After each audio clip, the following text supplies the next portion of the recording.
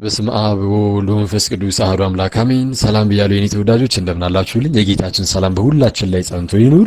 እስቲ ዛሬ ደግሞ አጠር ላሉ ደቂቃዎች ሮሜ 8:34ን ለማብራራት እንሞክራለን። ያው እንግዲህ እንደምናውቀው ሮሜ 8:34 ብዙ ክርክሮች ያሉበት የመጽሐፍ ቅዱስ ክፍል ነው። በተለይ የሚማልደው ከሚለው ቃል ጋር በተያያዘ የኔ ተወዳጆች እዚህ እኛ ሀገር ብቻ ሳይሆን በውጭ ዓለምም ከጥንትም ጀምሮ የተለያዩ እይታዎች የሚሰጡበት የመጽሐፍ ቅዱስ ክፍል ነው።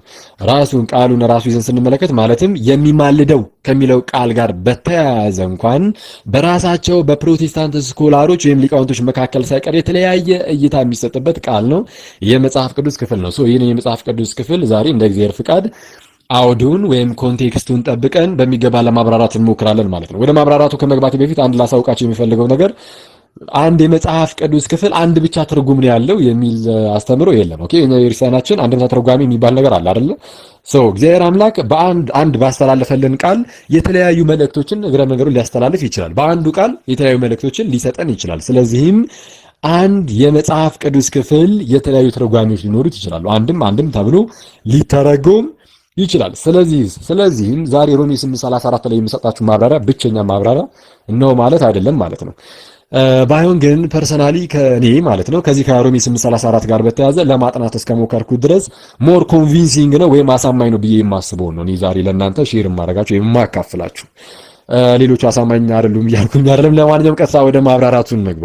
ሮሜ 8:34 እንደዚህ ይላል፣ የሞተው ከሙታንም የተነሳው በእግዚአብሔር ቀኝ ያለው ደግሞም ስለኛ የሚማልደው ክርስቶስ ኢየሱስ ነው ይላል። እንግዲህ የብዙ ክርክሮች መንስኤ የሆነችው እዚህ የመጽሐፍ ቅዱስ ክፍል ላይ የሚማልደው የምትለዋ ቃል ናት እና የተለያዩ እይታዎችን የሚሰጡት እዚሁ ኤንቱካን በግሪኩ ኤንቱካኖ ነው የሚለው ኤንቱካኖ የሚለው ቃል ላይ ነው የተለያዩ እይታዎች የሚሰጡት። የግሪኩ ቃል ኤንቱካኔ ሁፔሬሞን ይላል። ኤንቱካኔ ሁፔሬሞን ማለት ስለኛ የሚማልደው የሚለው ቃል ነው እና እንግዲህ ሊቃውንቱ ኤንቱካኖ የሚለውን ቃል ይይዙና ለምንድን ነው ቅዱስ ጳውሎስ የሚማልደው ብሎ የተናገረ? የሚማልደው ሲል ምን ማለት ነው? ምንን እያሰበ ነው ይህንን ቃል የተጠቀመው የሚለው ነገር ላይ እንዳልኳችሁ በራሳቸው በፕሮቴስታንት ሊቃውንቶች መካከል ሳይቀር የተለያዩ እይታዎች ይሰጡበታል። ይህንን ነገር ለመረዳት እንግዲህ ምንድነው የምናደርገው? እንግዲህ ያስቀድመን ከቃሉ መጀመርም ስላለብን እንዳልኳችሁ ቃሉን ለመረዳት ቅዱስ ጳውሎስ ይህንን ቃል ሌላ ቦታ ላይ ተጠቅሞት ነበር ወይ ብለን እንጠይቃለን። ተጠቅሞታል ወይ ብለን ስንጠይቅ አዎ ተጠቅሞታል። የት? እዚሁ ሮሜ መልእክት ላይ። ከሮሜ መልእክትም ደግሞ እዚሁ ምዕራፍ 8ኛው ምዕራፍ ላይ ከ8ኛው ምዕራፍም ደግሞ አሁን እንግዲህ ያነሳነው ቁጥር 34 ላይ አይደል ያለነው። ከቁጥር 34 የተወሰነች 7-8 መስመር ብቻ ከፍ ብላችሁ ቁጥር 26 እና 27 ላይ ከአንዴም ሁለት ጊዜ ኤንቱካኖ የሚለውን ቃል ሲጠቀም እናያለን። አንዴም ሁፔር ኤንቱካኖ ብሎ አንዴ ደግሞ ኤንቱካኖ ብሎ፣ ያው በመካከላቸው ያናል ቪዚብል የሆነ ልዩነትም የለም። ለማንኛውም ይህንን ቃል ሮሜ 8:34 ላይ ከመጠቀሙ በፊት 7 መስመር 8 መስመር ብቻ ከፍ ብሎ ስለተጠቀመው እዛ ቦታ ላይ ቅዱስ ጳውሎስ ይህንን ቃል በምን መልኩ ተጠቅሞት ነበር የመጣው የሚለውን ነገር ማየቱ በጣም ጠቃሚ ነገር ነው። እኔ ተወዳጆች ሮሜ 8:26 ላይ በምን መልኩ ነው ይማልድልናል ተብሎ ሲነገር ለመንፈስ ቅዱስ በምን መልኩ ነበረ ቃሉ በምን አይነት መልኩ ነው የተቀመጠው ወይም ደግሞ ለምን አገልግሎት ነው የዋለው በምን አይነት ጥቅም ላይ ነው የዋለው የሚለውን ነገር ልንመለከት ይገባል። እሱን ለመመልከት እንግዲህ ወደ ሮሜ 8:26 ሄደን ጥቅሱን መመልከት የግድ ይለናልና ጥቅሱን እንየው። እንዲህ ይላል ሮሜ 8:26 እንዲሁ ደግሞ መንፈስ ድካማችንን ያግዛል ይላል። የኔ ተወዳጆች ተመልከቱ፣ መንፈስ አለ። ድካማችንን ያግዛል። ሶስት ነገሮችን ተመልከቱ። የመጀመሪያው መንፈስ የሚለው ነው። ከዛም ደግሞ ድካም የሚል ነገር አለ፣ ድካማችንን ስለሚል ቀጠል አድርጎ ደግሞ እገዛ አለ፣ ያግዛል የሚል ቃል ስላለ መንፈስ የተባለው መንፈስ ቅዱስ ነው። ድካሙ የኛ ድካማችን ነው። ያንን ድካማችንን ደግሞ ያግዛል እያለን እየተናገራል። እገዛ የሚባል ነገር አለ። ያግዛል የተባለው በድካማችን የሚያግዘን እርሱ ማን ነው ተብሏል? ጌታ መንፈስ ቅዱስ። በድካማችን የሚያግዘን አለ፣ እርሱም ጌታ መንፈስ ቅዱስ ነው ብሎ ይናገራል። እንዲህ ብሎ ከተናገረ በኋላ ቅዱስ ጳውሎስ ድካማችን ምንድነው የሚለውን ነገር ሲያብራራ ቀጠል አድርጎ ምን ይላል? እንዴት እንድንጸልይ እንደሚገባን አናውቅምና ይላል። እኔ ተወዳጆች ተመልከቱ በደንብ። እንዴት እንድንጸልይ እንደሚገባን አናውቅምና ይላል። ድካማችን ምንድነው ማለት ነው? እንዴት መጸለይ እንደሚገባን እንኳን አለማወቃችን ነው። ስለዚህም በድካማችን የሚያግዝ ማን አለ ብለናል? ጌታ መንፈስ ቅዱስ። እሱን እገዛውን ሲያመጣ ምን ይላል? ቀጠል አድርጉ።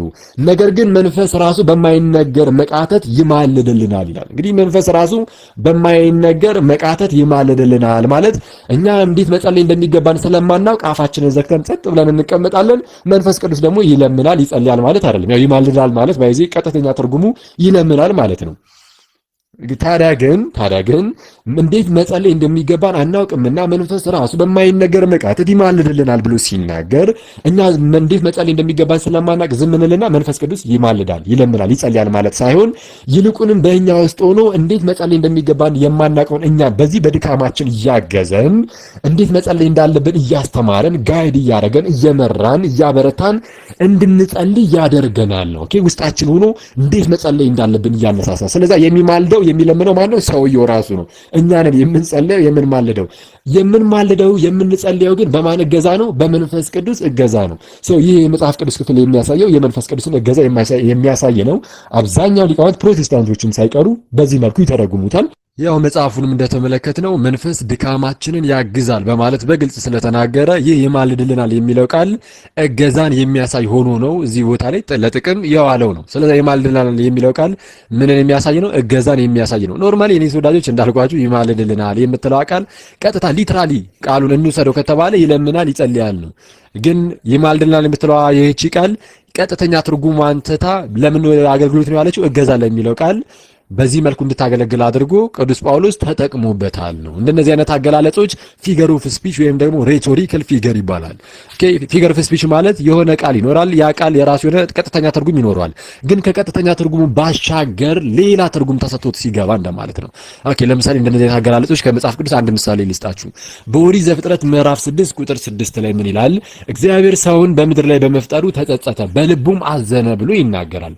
ተመልከቱ የኔ ወዳጆች፣ እግዚአብሔር ሰውን በምድር ላይ በመፍጠሩ ተጸጸተ ነው የሚለው። ጸጸት በእግዚአብሔር ባህሪ ውስጥ አለ ወይ ብለን ስንጠይቅ ኧረ በፍጹም እግዚአብሔር አምላክ አይጸጸትም። ሲጀመር ጸጸት ራሱ የሚመጣው ከእውቀት ጉድለት ነው። የሆነ ነገር ሀፕን ሲያደርግ የሆነ ነገር ሲፈጠር እግዚአብሔር አምላክ ከዛ በፊት ያ ነገር እንደሚፈጠር ሳያውቅ ቀርቶ ልክ ሲፈጠር ለሱም እንደ አዲስ እንደዚህ አይነት ነገር ተፈጠረ እንደው ምን አለ ሲጀመር ባልፈጠርኩ ኖሮ ሰውን እንደው ትክክል አልሰራውም እንደው በቀረብኝ አይልም። በጌታ ስም ተጸጸተ፣ እንደዚህ ጸጸት ምናምን የሚሉ ነገሮች በእግዚአብሔር ባህሪ ውስጥ የሉም። ግን ሙሴ ቀጥታ ምን ብሎ ተናገረ? እግዚአብሔር ሰውን በምድር ላይ በመፍጠሩ ተጸጸተ። እግዚአብሔር ግን ምን አይልም አልኳችሁ? አይጸጸትም። ለዛው ነው በዘኍልቍ ላይ ምዕራፍ 23 ቁጥር 19 ላይ ሐሰትን ይናገር ዘንድ እግዚአብሔር ሰው አይደለም ይጸጸትም ዘንድ የሰው ልጅ አይደለም ብሎ የሚናገረው። እግዚአብሔር አባታችን ይጸጸት ዘንድ የሰው ልጅ አይደለም ይላል። ስለዚህ እግዚአብሔር አምላክ በሚያደርገው ነገሮች ሁሉ አይጸጸትም። የሆነ ሰዓት ላይ የሆነ ልክ ሰዎች የሆነ ነገር ሲፈጠር ከሰዎች ጋር አብሮ ማለት ነው ሰዎች እንደ አዲስ ነው የሆነ ነገር አዲስ ሆኖ ይታያቸውና ዘንድ ጸጸትም ካለበት የሚፈጥረባቸው ከሆነ ሊጸጸቱ ይችላሉ። እግዚአብሔር አምላክ ከሰዎች ጋር አብሮ አይደለም የሆነ ነገር ዕውቀትን የሚያገኘው። እሱ አስቀድሞ ሁሉን ነገር የሚያውቅ ነው። ዕውቀት ሁሉ በእርሱ ዘንድ የተገለጠ ነው። ስለዚህም ጸጸት በእርሱ ዘንድ የለም። ሙሴ ግን ምን ብሏል አልኳችሁ? እግዚአብሔር ተጸጸተ። ተጸጸተ የምትለውን ቃል ይዘን እግዚአብሔር ተጸጻች ነው እንላለን አንልም። ወይ ነው እግዚአብሔር ተጸጻች ነው የሚል የራሳችንን ዶክትሪን ትምህርት አንመሰረትም በዚህ ቃል። ይልቁንም ተጸጸተ ብሎ ያስቀመጠው ምንን ለማመልከት ነው? በሰዓቱ የነበሩ ሰዎች ኃጢአታቸው በደላቸው እጅጉን እንደገዘፈ የሚያሳይ ነው። ሰው ምን ያህል እንደረከሰ ምን ያህል በኃጢአት እንደወደቀ ለማሳየት ሙሴ ምን ብሎ አስቀመጠው? እግዚአብሔር ተጸጸተ ሰውን በምድር ላይ በመፍጠሩ ብሎ ተናገረ። ስለዛ ሊትራሊ እንደዚህ አሁን ቃሉ ዝም ብሎ ተወስዶ ብቻ እግዚአብሔር ተጸጻች ነው የሚል ዶክትሪን አንመሰርትም። እንደዚህ አይነት ትምህርትን የራሳችንን ትምህርት አንፈበርክም። ነገር ግን ቃሉ ከገባበት አውድ አንጻር ተመልክተን በዚህ መልኩ እንፈታዋለን ነው።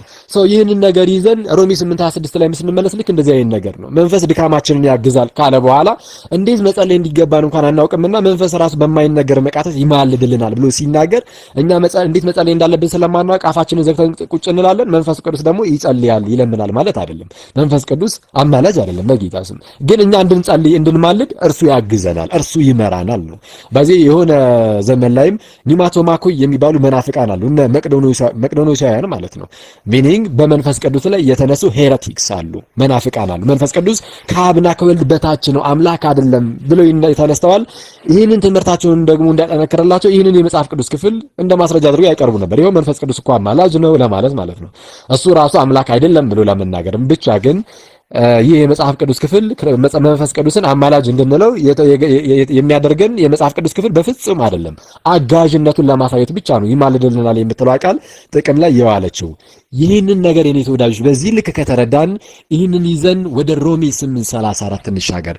ወደ ሮሜ 8:34 እንሻገር። እንግዲህ የምንመለከተው ከቁጥር 31 ጀምሮ ይሆናል። እንዲህ ይላል ሮሜ 8:31 እንግዲህ ስለዚህ ነገር ምን እንላለን? እግዚአብሔር ከኛ ጋር ከሆነ ማን ይቃወመናል ይላል ቅዱስ ጳውሎስ። ተመልከቱ የኔ ተወዳጆች፣ ሬቶሪክ የሆነ ኤክስፕሬሽን ነው። እግዚአብሔር ከኛ ጋር ከሆነ ማን ይቃወመናል ሲል ማንም የሚል መልስ አለው። ጥያቄ ነው፣ ግን ጥያቄው ራሱ መልስ ያዘለ ነው። እግዚአብሔር ከኛ ጋር ከሆነ ማን ይቃወመናል ሲል ማንም አይቃወመንም የሚል መልስ አለው ነው። ኦኬ ቀጠል አድርጎ ምን ይላል? ለገዛ ልጁ ያራራለት። ኦኬ ነገር ግን ስለ ሁላችን አሳልፎ የሰጠው ያው ከእርሱ ጋር ደግሞ ሁሉን ነገር እንዴት እንዲያው አይሰጠንም ብሎ ይጠይቃል። እስቲል አሁንም መልስ አለው። ምን አይነት መልስ? እንዲያው ይሰጠናል። አንድያ ልጁን የብቸኛ ልጁን የገዛ ልጁን አሳልፎ ከሰጠን ለእርሱ ካራራለት ዘንድ ሁሉን ነገር ደግሞ ከእርሱ ጋር አሳልፎ ለኛ ይሰጠናል። እንዴት አይሰጠንም ብሎ ሲጠይቅ ሬቶሪክ ኤክስፕሬሽን ይባላል። መልስ ያዘለ ጥያቄ ማለት ነው። ኦኬ ቀጠል አድርግና ቁጥር 33 ላይም እግዚአብሔር የመረጣቸውን ማን ይከሳቸዋል ይላል።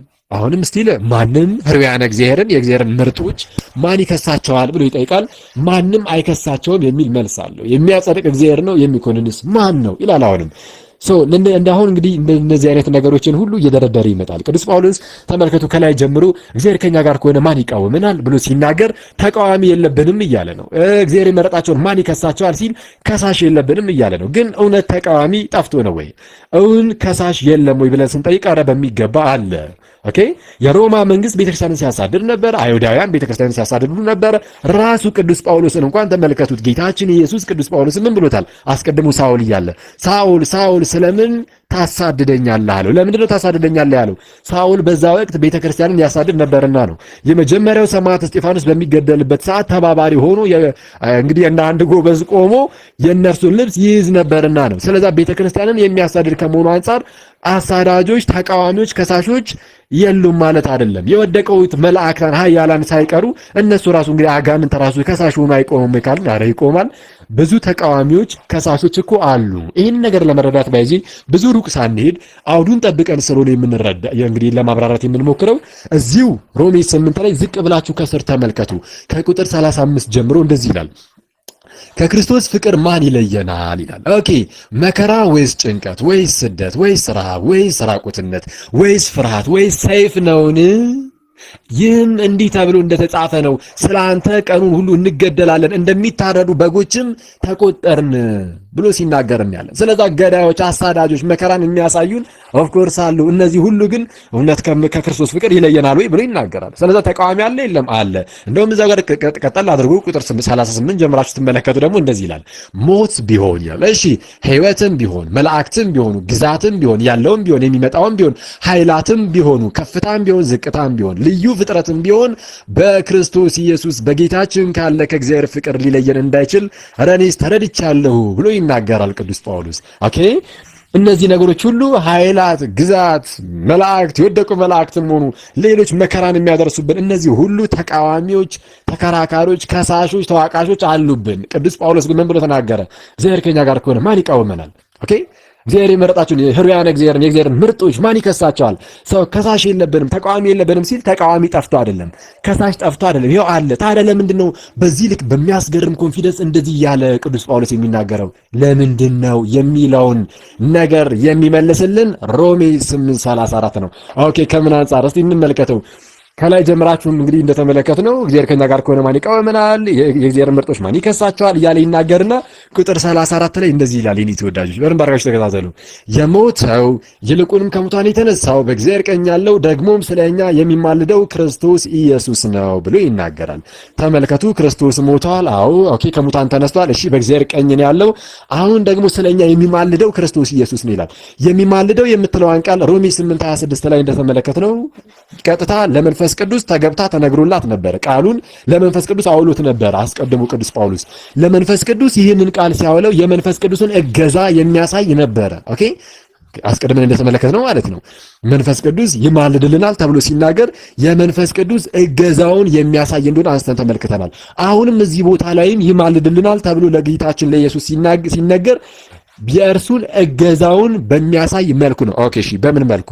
እንዲህ ዝም ብሎ እንደው በቃ ከሮሜ 8:34 ላይ ማን ሮሜ 8:26 ላይ ለመንፈስ ቅዱስ እንደዛ ተብሎ ስለተነገረ አሁን ዝም ብለን እንደዛው እየሰጠን ነው ወይስ አውዱም የሚያሳየን ትምህርቱም እንግዲህ ስንመለከተው ጠቅሱን ቀጥታ የሚያስተምረንም እሱ ነው ወይ የሚለውን ስንመለከት አዎ ይህንን ነው የሚያመለክተው። እንዴት ያለን እንደሆነ ቅድም እንዳሳዩአችሁ ከላይ ጀምሮ ያው ተቃዋሚ አለ፣ ከሳሽ አለ። ቅዱስ ጳውሎስ ግን ማን ይቃወመናል፣ ማን ይከሰናል ብሎ አይደል የተናገረው? ይህንን ነገር የተናገረው ጌታችን ኢየሱስ አጋዥ ስለሆነ ነው። ኦኬ፣ በእርሱ ላይ የተመሰረትን ስለሆነ ነው። አጋዣችን አለ። ይህ አጋዣችን ደግሞ በጣም ኃያል የሆነ ፍቅር አለው። ይህ ፍቅሩ በመስቀል ላይ ተገልጧል። ግን በመስቀል ላይ ብቻ ተገልጦ የቀረ አይደለም። በመስቀል ላይ ከተሰቀለ በኋላ እንኳን ይህ ፍቅሩ ቀጥሏል። ፍቅሩ የቀጠለው እኛን በማገዝ እኛን በመርዳት ነው። ይህ አጋዣችን የሞተ ነው። ኦኬ፣ ስለማን? ስለኛ የሞተ ነው። ኦኬ፣ ከሙታን ደግሞ ስለኛ ሲል የተነሳ ነው። ስለዚህም የትንሣኤያችን በኩር ነው። ከሙታን የተነሳ ብቻ ደግሞ እኮ አይደለም፣ በእግዚአብሔር ቀኝ ደግሞ የተቀመጠ ነው። ይህም ኃይል ማለት ነው። እግዚአብሔር ቀኝና ግራ የለውም፣ ግን በኃይል መቀመጡን የሚያሳይ ነው። በመጀመሪያ የጴጥሮስ መልእክት ምዕራፍ 3 ቁጥር 22 ላይ ስለ ጌታችን ኢየሱስ ሲናገር ምን ይላል? መላእክት እንኳን ከተገዙለት በኋላ በሰማያት በእግዚአብሔር ቀኝ ተቀመጠ ብሎ ሲናገር እናያለን። ስለዚህም ሁሉ ከተገዛለት በኋላ በእግዚአብሔር ቀኝ በኃይል ተቀምጧል። ኦኬ፣ ሰው ስለኛ የሞተው ከሙታንም የተነሳው በእግዚአብሔር ቀኝ ያለው በኃይል ያለው እርሱ አሁንም ድረስ እኛን ይረዳናል፣ ያግዘናል። ሰው ጌታችን ኢየሱስ እንደዚህ ኃያል የሆነው ጌታ፣ ስለ ሁላችን የሞተው ጌታ እኛን ይረዳናልና ያግዘናልና ቅዱስ ጳውሎስ ትምክህቱን ሁሉ በጌታ በክርስቶስ ኢየሱስ ላይ በማድረግ እግዚአብሔር ከኛ ጋር ከሆነ ማን ይቃወመናል ይላል። የእግዚአብሔር ምርጦች ማን ይከሳቸዋል ይላል። ለምን? ራሱን አሳልፎ የሰጠ ጌታ መድኃኔ ዓለም ስላለ፣ አጋዥ ስላለው። ይህንን ነገር እንድትረዱት ሁለት ጥቅስ ዝቅ በሉና ሁለት ሶስት ጥቅስ ቁጥር 38 ላይ ምን እንደሚል እንመልከት። ቁጥር 37 ላይ ይቅርታ፣ ኦኬ፣ ቁጥር 37 እንደዚህ ይላል። ሮሜ 8:37 ማለት ነው። ኤኒዌይስ ሮሜ 8:37 ላይ እንግዲህ ስለ መከራዎች ምናምን እየተናገረ ከመጣ በኋላ በዚህ ሁሉ ግን ይላል በወደደን በእርሱ ከአሸናፊዎች እንበልጣለን ይላል። ኦኬ፣ በወደደን በእርሱ ከአሸናፊዎች እንበልጣለን። በዚህ ሁሉ ግን ይላል በወደደን በእርሱ። ኦኬ፣ ከእነርሱ እንግዲህ ከአሸናፊዎች እንኳን እንበልጣለን ብሎ የተናገረው በማን ነው? በወደደን በእርሱ። በወደደን ራሱን ስለ ሁላችን አሳልፎ በሰጠው በእርሱ በጌታ በኢየሱስ ክርስቶስ ከአሸናፊዎች ሁሉ እንበልጣለን። ምክንያቱም አጋዣችን እሱ ነውና። ልክ ለሰማዕታት እንደተነገረላቸው በዮሐንስ ራእይ ምዕራፍ 12 ቁጥር 10 አካባቢ ላይ ከበጉ ደም የተነሳ ድል ነሱታል የሚለው የወንድሞቻችን ከሳሽ ወድቋል ይልና ዲያብሎስን እሱንም ደግሞ ከማን የተነሳ ድል ነሱት ይላል ሰማዕታትን? ከበጉ ደም የተነሳ ከእርሱ የተነሳ ድል እንነሳለን። ምክንያቱም ጌታችን ኢየሱስ ስለኛ ብሎ አንድ ጊዜ ህይወቱን አሳልፎ ከሰጠ በኋላ ነፍሱን አሳልፎ ከሰጠ በኋላ ከሞተ በኋላ እንደዚህ አይተወንም። ኦኬ፣ ይልቁንም እገዛው የቀጠለ ነው። ስለዚህ ፍቅሩ የቀጠለ ነው። ልክ ቅዱስ ዮሐንስ አፈወርቅ እንደሚለው ይህን የመጽሐፍ ቅዱስ ክፍል ሲተረጉም ቅዱስ ዮሐንስ አፈወርቅ የሚማልደው የምትለዋን ቃል ይዝና ምን ይላል? ቅዱስ ዮሐንስ አፈወርቅ የሚማልደው የሚለው ይላል ቀጥታ እርሱ አማራጅ ነው እንድትለው አይደለም፣ ይልቁንም ፍቅሩን ለመግለጽ ነው። ፍቅሩ የተገለጠው በመስቀል ላይ ብቻ አይደለም፣ ይልቁንም ያ ፍቅሩ አሁንም የቀጠለ ነው። በምንድን ነው የሚታወቀው ያ ፍቅሩ? ያኔ በመስቀል ላይ ከሰራልን በኋላ እንግዲህ የዋለልን ውለታ እናውቃለን፣ ቤዛነቱን እናውቃለን። ከዛ በኋላም ደግሞ እገዛው ደግሞ አለ። በአባቱ ቀኝ በኃይል ተቀምጦ እንኳን ሁሌም ያግዘናል። ኦኬ፣ እሱን ለማመልከት ፍቅሩ የቀጠለ እንደሆነ ለማሳየት የሚማልደው የሚለውን ቃል ተጠቅሞታል እንጂማ ይላል ቅዱስ ዮሐንስ አፈወርቅ ቃል በቃል የኔ ተወዳጆች። ቅዱስ ዮሐንስ አፈወርቅ እንደዚህ ነው የሚለው፣ እኛን ለመርዳት ለምን አማላጅ መሆን ይጠበቅበታል ይላል። ሰፕሊካንት ለመሆን አማላጅ መሆን ለምን ይጠበቅበታል ይላል። ስለዚህ አማላጅ አይደለም ክርስቶስ ኢየሱስ። የክርስቶስን አማላጅ እንድትለው የገባ ቃል አይደለም፣ አጋዥነቱን ግን ለማሳየት የገባ ቃል ነው። ኦኬ፣ ስለዚህም እጅግ አስገራሚ የሆነ አጋዥ አለን። ትምክህታችን በዚህ በአጋዣችን ላይ ነው። ያ አጋዣችን ማን ነው? ስለ ሁላችን የሞተው ነው። ኦኬ፣ ሞቶ የቀረ አይደለም፣ ከሙታን የተነሳው ነው። ከሙታን የተነሳ ብቻ ደግሞ አይደለም፣ በክብር ያረገ ነው። በክብር አድርጎ በሰማያት በግርማው ቀኝ በእግዚአብሔር ቀኝ የተቀመጠ ነው። ሚኒንግ በኃይል ይህ በኃይል የተቀመጠው ጌታ እኔና እናንተን ዛሬም ድረስ ሊረዳን ዝግጁ ነው። ዛሬም ድረስ ይረዳናል። እዚህ አጋዣችን ላይ ትምክህታችንን በሱ ላይ በማድረግ ኦኬ፣ እንደዚህ በኮንፊደንስ ከቅዱስ ጳውሎስ ጋር ከሆነ እግዚአብሔር ከኛ ጋር ከሆነ ማን ይቃወመናል? እግዚአብሔርን ምርጦች ማን ይከሳቻል? እያልን ልንናገር እንችላለን። ይህ ብቻ ደግሞ አይደለም። እንግዲህ አስቀድመን እንደተመለከትነው ቁጥር 37 ላይ በዚህም ደግሞ እንላለን ኦኬ፣ በዚህ ሁሉ ግን በወደደን በእርሱ ከአሸናፊዎች እንበልጣለን እንላለን ማለት ነው። ከቅዱስ ጳውሎስ ጋር ሆነን እዚሁ ጋር ነው በዚህ ቅዱስ ጳውሎስ ይህንን ነገር የተናገረው። የወንድሞቻችን ከሳሽ ተጥሏል ይላል ራእይ 12 ላይ እንዳልኳችሁ ከበጉ ደም የተነሳ ድል ነሱት እንዳለ እኛም ልክ እንደዚሁ ምንም ነገር ድል የምንነሳው ከአሸናፊዎች የምንበልጠው ከማን የተነሳ ነው? ከበጉ ደም የተነሳ ነው።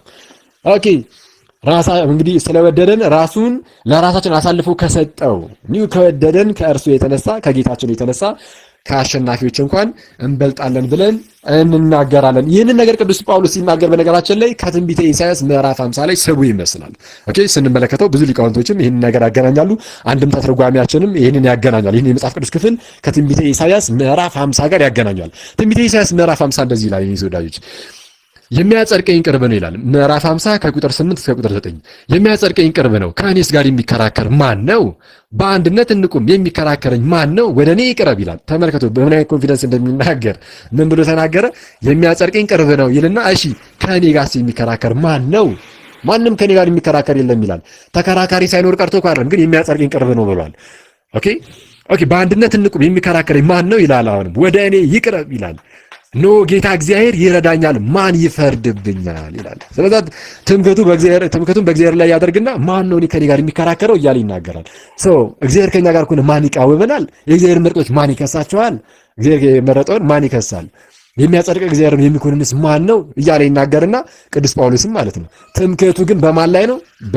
በሞተለት ከሙታን ደግሞ በተነሳው በክብር ባረገው በሰማያት በግርማው ቀኝ በተቀመጠለት በጌታው በክርስቶስ ኢየሱስ ላይ ባለው ትምክህት ነው።